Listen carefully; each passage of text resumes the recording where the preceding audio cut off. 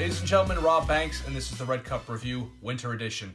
Subscribe to the page. We gotta get those subscriptions up. We need to hit 1,000 all of a sudden. Check out geekstronomy.com. Good friends there. Check out laironline.net. Today we're looking at the Mezco 112 Brown Suit Wolverine, which is the regular edition, and the box does not have no magnets. They're not gonna give you the magnets anymore. Just open it up for the window and put it back down. If Mezco is going to start doing this with the boxes, I hope that they go to the smaller boxes because the big boxes just take up space.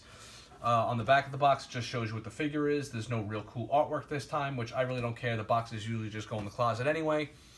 And but if they're going to do that and they're going to kind of cut the costs on the boxes, I guess to keep the figure costs down, this is only the second year they're doing this, and this is the third figure I've received. So they really can't be cutting costs like that just yet without giving us the discount. Here's the Wolverine figure. We're going to get into his biker shorts, which aren't that bad, but when you pose his legs up, they kind of crunch up a little bit, and that's not too good. We'll get into all that stuff. Basically, if you've seen the last review on the yellow Wolverine, it's pretty much the exact same figure with the exception of some of the accessories. So let's get into it, bub. I'm the best there is at what I do, bub, and what I do ain't pretty.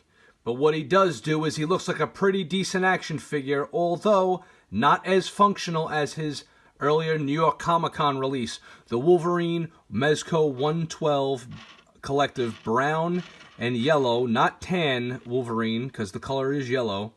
This is a quick little whip around of the Wolverine action figure. He's actually really nice looking. Every one of these figures, they just knock them out of the park.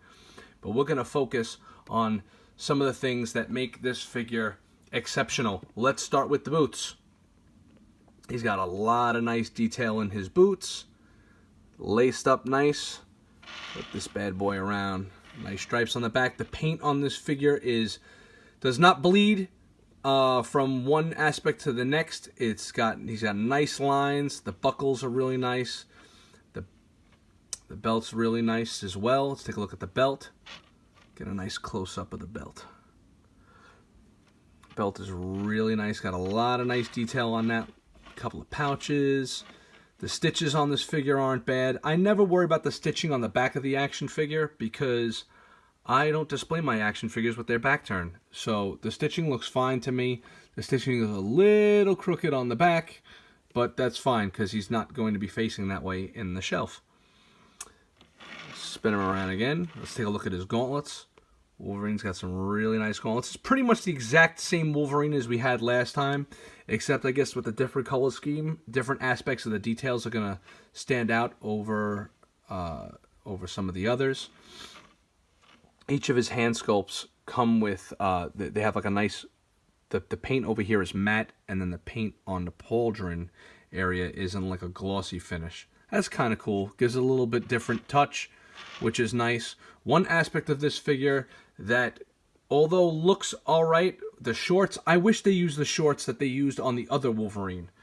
The other Wolverine. Hey, get out of my way, bub. I like these shorts. I know they're kind of like a little too shiny.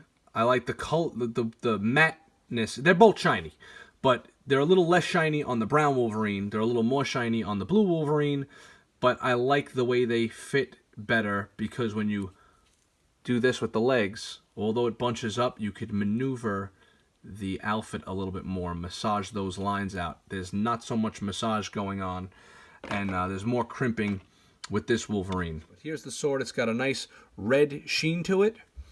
Let's take a look at the handle. It's got some silver rivets. It's got a little bit of gold paint on the back. Same thing on the other side. Be careful when putting the sword into the sheath because I would be really careful when slipping that in and kind of just slip it in that way because it will snap at the handle. Be careful when putting it in and out. That's what she said. Yeah, be careful about putting it in the sheath. Yeah. So the back of all Wolverine's hands have like this shiny pauldron thing going on, which is cool because it contrasts with the matte coloring they gave on his glove itself. The glove has a lot of detail in it, but you guys have seen that already, and that's it for his accessories. A couple of cool little wraps on there, and that's it. The sword will not fall out of the sheath. It's actually really tight, so be careful when inserting. All right, that's it for his accessories. Let's get into the outfit. All right, his outfit is actually really nice. the way they did this leathery thing here, except it kind of, when you twist it, he's not really going to hold much more of a twist than that because the leather kind of crimps up here, and that's a little bit of a bummer. The shoulder pads raise up like they do on the other ones, so you can kind of twist them down, put them down and stuff. The seams are done really well on this figure.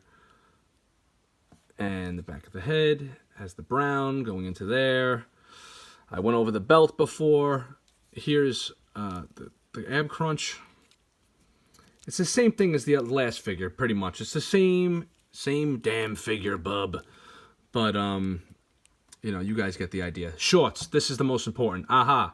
That's what I wanted to get to. I wish they would have used the other shorts because over here, when they did this, like, double knit thing to kind of bring the shorts up, so they didn't look like he was wearing biker shorts, they're bulky. They actually have thickness to them. So when you're trying to pose them, they kind of, like, I don't know if you guys could see what I'm seeing, but I don't know, they kind of get a little diapery. You know, when you spread his legs out, you can get him even a little bit more than that, but that's not the problem. The problem is when you start bringing his legs up like that. See how it gets kind of weird looking? I wish they would have just went with the way the other ones were, where they were kind of just part of the outfit like that. See what I'm saying? See how that's bulkier? And when you pull his legs up, it doesn't look as bad. You know, it's not perfect, but I think it looks better on this Wolverine when you're trying to do deep stances. As far as what's going to pop off more on the shelf, I don't know. Your mileage may vary. I like the Tiger Stripe Wolverine, but this Wolverine is also a classic look.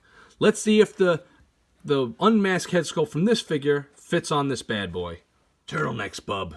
It's what's in style. Not really on this figure, though. They really needed to figure out a way to give us maybe not a sword, but I don't know. Some people like the sword. I don't. I wish he would have came with like an unmasked head sculpt, an unmasked mask that would have just drooped over the back and maybe a different neck peg, which would have been flesh colored because he looks like he's wearing a turtleneck. And it's this that'll probably make me go with the Tiger Strike Wolverine for the definitive Wolverine in my collection because I like the way this head sculpt looks on the other Wolverine better. But the head sculpt does fit on this figure as well if you happen to like this style. Well, if you've seen one review for this Wolverine, you've seen the same thing. It's the same figure, with the exception of the few things here and there, basically. So this is their iteration. I wish they would have went with a more orange or beige look for his cloth. It's almost the same color as this Wolverine. One thing I didn't show you guys before is underneath his arms, the way the Tiger Stripe has his stripes, this Wolverine has like this stuff going on underneath, which is pretty cool. It adds like a nice amount of detail to the figure itself. So that's Wolverine for you. I don't know. I'm giving this one a hair less than I gave the last one. So I don't really remember what I gave this figure. See you later, Wolverine. I don't remember what I gave the Tiger Stripe Wolverine. I think I gave him a 3.5 cups, so I'm going with 3 cups for the regular brown version. I like him a little bit less. I do really like the brown outfit. The yellow will make it pop off your shelf a little bit more, but I gotta say that when it comes to accessories and the extra head sculpt, the New York Comic Con Wolverine Tiger Stripe variant takes first place. This bad boy is coming in second. And that's the review of this Wolverine, bub. Listen, man, take care of yourself, all right? This is the Red Cup Review saying, see you around.